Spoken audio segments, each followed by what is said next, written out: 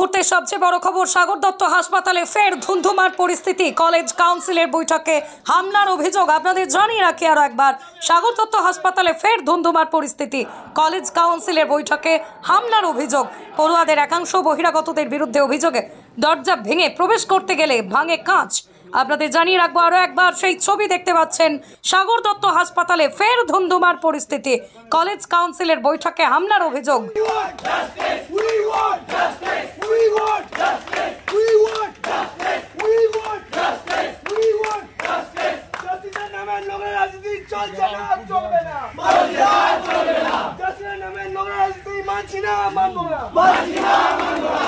অনেকের মধ্যে আমাদের মধ্যেই অনেকে এই ভিডিওটা করতে সক্ষম হয়।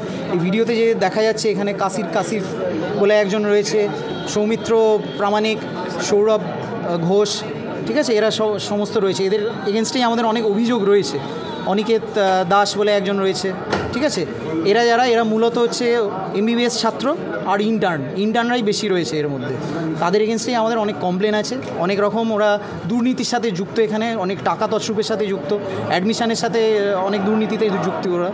তো এরাই মেনলি এই জিনিসটাকে অর্কেস্ট্রেট করেছে। এটা একটা অর্গানাইজড, ওটা এরাই করেছে। এবং আমরা যেটা আজকে স্যারেদের সাথে কথা বলে জানতে পারলাম, এখানে কোনো কিন্তু রেজিস্টার্ড সাগর দত্তর কোনো স্টুডেন্টস ইউনিট বা কোনো টিএমসিপি ইউনিট, কোনো রেজিস্টার্ড বডি নেই। তো মূলত এরা গায়ের জোরে এটা কিছুটা তোলাবাজি করছে। আমি একদমই বহিরাগত না। আপনি চাইলে আমি এক্ষুনি আমার আইডেন্টি কার্ড দেখে, আমার এখানে এইচওডি স্যার বসে আছেন, প্রিন্সিপাল স্যার বসে আছেন, ডিন ম্যাম আছেন, ঠিক আছে। আমি কোনোভাবেই বহিরাগত নয়। যদি চান জিজ্ঞেস করতে পারেন। তারা আমাদের কাছে আসে যে সিনিয়র টিচারদের সঙ্গে ওরা কিছু কথাবার্তা বলতে চায়। তো সেই হিসেবে একটা মিটিং কল করা হয়, এমার্জেন্সি মিটিং কল করা হয়। সেই এমার্জেন্সি মিটিংয়ে আমাদের কথাবার্তা চলছিল। অনেক কিছুই আমরা করে উঠতে পারিনি, সেগুলো নিয়েও কথাবার্তা হচ্ছিল। তো ইন দ্য মিন টাইম যেটা হচ্ছে, এতক্ষণ যে কথাবার্তা চলছিল, হঠাৎ করেই কিছু ছেলে এখানে জোর করে ঢোকার চেষ্টা করে। তো আমরা তো এবং ইন্টেনশানটা আমার মোটেই ভালো লাগেনি। কারণ দরজা ওই দেখুন কাঁচ ভেঙে রয়েছে, আপনারা যাওয়ার সময় ছবি তুলে নিয়ে যাবেন। কাঁচ দিয়ে কেউ যদি এরকম ঘুষি মারে তাহলে তো হাত কাটবেই। তো সুতরাং এইখানে এই ধাক্কাধাক্কি হয়, দরজায় লাথি মারা থেকে শুরু করে নানা রকমভাবে আমার মনে হয়েছে ইন্টেনশান খুব একটা ভালো ছিল না। তো যাই হোক, আমরা এটা নিয়ে যথাযথ পুলিশকে জানাই এবং পুলিশ এসে সামনেটা অন্তত খালি করে দেয়। তো আমরা পুলিশে ইমিডিয়েটলি আমরা জানাচ্ছি, কমপ্লেন করছি পুলিশকে, এবং পুলিশকে যথাযথ ব্যবস্থা নিতে বলা হয়েছে।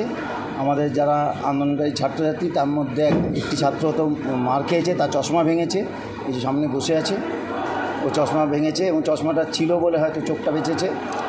তো যাই হোক, এই ব্যাপারটা কিন্তু আমাদের যেটা ঠিক হয়েছে,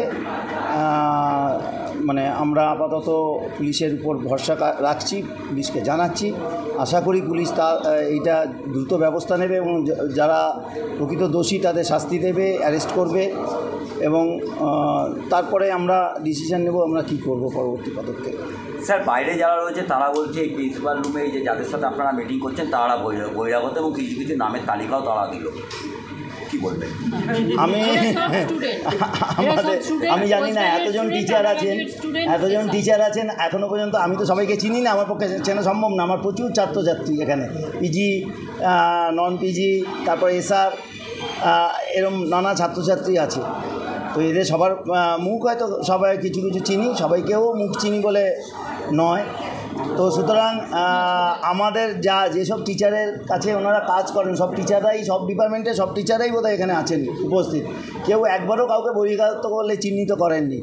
তাহলে বহিরাগত হলো কী করে আমি জানি না। তাহলে মূলত যারা বাইরে রয়েছে তাদের আসল দাবিটা কী ছিল আমি জানি না। তারা ধাক্কাধাক্কি করে দরজায় লাথি মারছিল, দরজায় ঢোকার চেষ্টা করছিল এই মিটিংটার মধ্যে। এখন তাদের ইন্টেনশন তারাই বলতে পারে। কিন্তু যেটা হয়েছে, এখানে কাঁচের দরজায় ঘুষি মেরে কাঁচ ভেঙে দেওয়া হয়েছে, দেখছেন কাঁচের কিছুটা অংশ। তো সেইটা রয়েছে। তারপরে একদম সামনে ছিল দরজা খুলতে, কেউ ডাকছে, মাঝে মাঝেই ডাকছে, ও গিয়ে দরজা খুলছে, কেউ না কেউ আমাদের যারা ছাত্রছাত্রী আছে তারা কেউ গিয়ে দরজা খুলছে, এটা একটা মেয়েও হতে পারতো ওখানে দরজা খোলা। তো সেই দরজাটা খোলার সঙ্গে সঙ্গে ওর গালে একটা ঘুষি এসে পড়ে। ঠিক আছে, থ্যাংক ইউ স্যার।